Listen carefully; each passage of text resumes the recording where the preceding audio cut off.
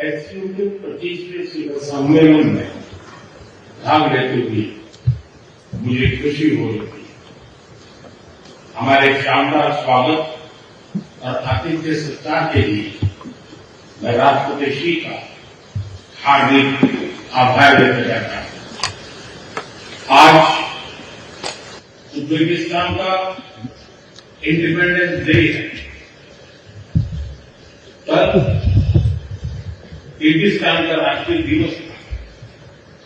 इस अवसर पर मैं दोनों लीडर्स को बधाई और शुभकामनाएं देता हूं। एक्सेलेंसी, पिछले 24 वर्षों में एससीओ का पूरे यूरेशिया क्षेत्र की एक्सटेंडेड फैमिली को जोड़ने में बहुत महत्वपूर्ण योगदान रहा। भारत ने एक सक्रिय सदस्य के रूप में हमेशा कंस्ट्रक्टिव और सकारात्मक भूमिका निभाई है। एससीओ को लेकर भारत की सोच और नीति 3 मुख्य स्तंभों पर आधारित है। एससीओ, एस सिक्योरिटी, सी कनेक्टिविटी, ओ अपॉर्चुनिटी। पहले स्तंभ एस यानी सिक्योरिटी के संदर्भ में मैं कहना चाहता हूं कि सुरक्षा, शांति और स्थिरता किसी भी देश के विकास का आधार है। किंतु इस मार्ग में आतंकवाद, अलगाववाद और अतिवाद बड़ी चुनौतियां हैं। आतंकवाद सिर्फ किसी देश की सुरक्षा ही नहीं बल्कि पूरी मानवता के लिए एक साझा चुनौती है। कोई देश, कोई समाज, कोई नागरिक अपने आप को इससे सुरक्षित नहीं समझ सकता। इसलिए आतंकवाद से लड़ाई में भारत ने एकजुटता पर बल दिया। इसमें एससीओ रेट्स की बहुत महत्वपूर्ण भूमिका रही। इस वर्ष भारत ने ज्वाइंट इंफॉर्मेशन ऑपरेशन को लीड करते हुए अल कायदा और इससे जुड़े आतंकी संगठनों से लड़ने का इनिशिएटिव किया। हमने रेडिकलाइजेशन के विरुद्ध समन्वय बढ़ाने और मिलकर कदम उठाने का भी प्रस्ताव रखा। टेरर फाइनेंसिंग के खिलाफ आवाज उठाई। इसमें मेरे समर्थन के लिए मैं आभार व्यक्त करता हूं। एक्सेलेंसी, भारत पिछले 4 दशकों से निर्मम आतंकवाद का दंश झेल रहा है। कितनी ही माताओं ने अपने बच्चे खोए और कितने बच्चे अनाथ हुए। हाल ही में हमने पहलगाम में टेररिज्म का बहुत ही घिनौना रूप देखा।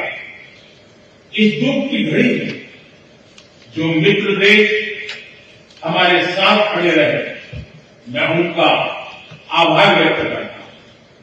यह हमला केवल भारत की अंतरात्मा पर ही आघात नहीं था, यह मानवता में विश्वास रखने वाले हर देश, हर व्यक्ति को खुली चुनौती थी।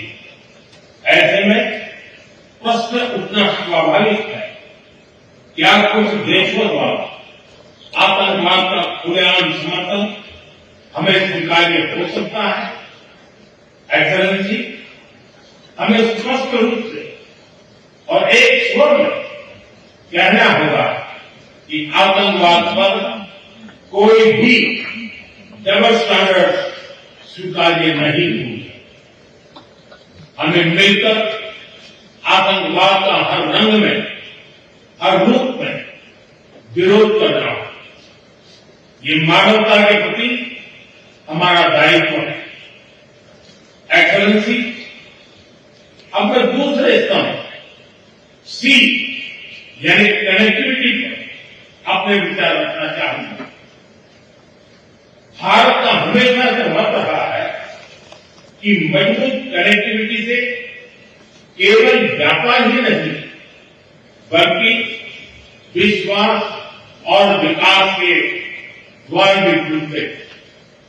इसी सोच के साथ हम चाबहार पोर्ट और international north south transport corridor जैसे इनिशिएटिव पर काम कर रहे हैं।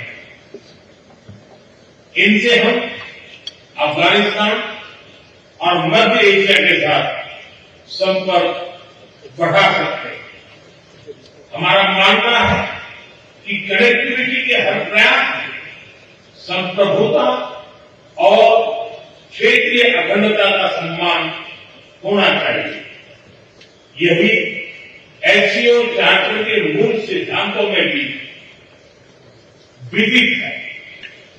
Connectivity that bypasses sovereignty, losing trust and meaning.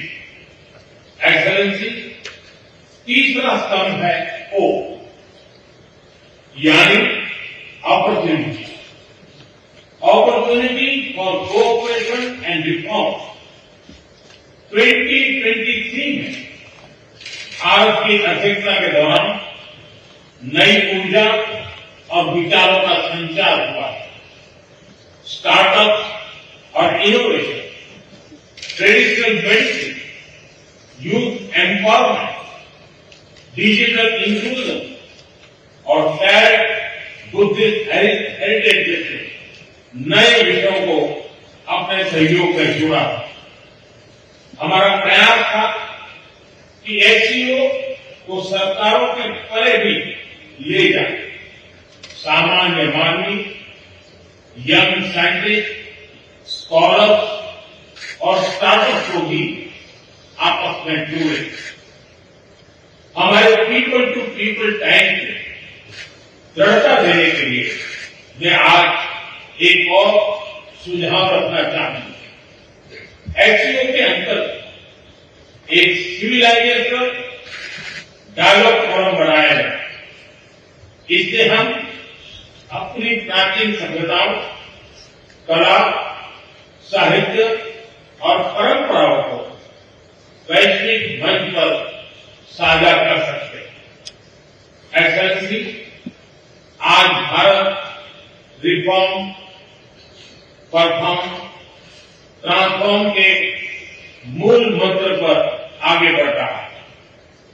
Covid हो या वैश्विक आर्थिक अस्थिरता, हमने हर चुनौती को अवसर में बदलने का प्रयास किया है।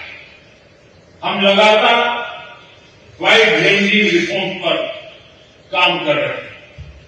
इसे देश में विकास के साथ साथ अंतर्राष्ट्रीय सहयोग के लिए भी नए अवसर खुल रहे हैं। मैं आप सभी को भारत की विकास यात्रा से जुड़ने के लिए आमंत्रित करता हूं। एक्सेलेंसी, यह खुशी की बात है कि एससीओ भी समय के अनुरूप इवॉल्व हो रहा है।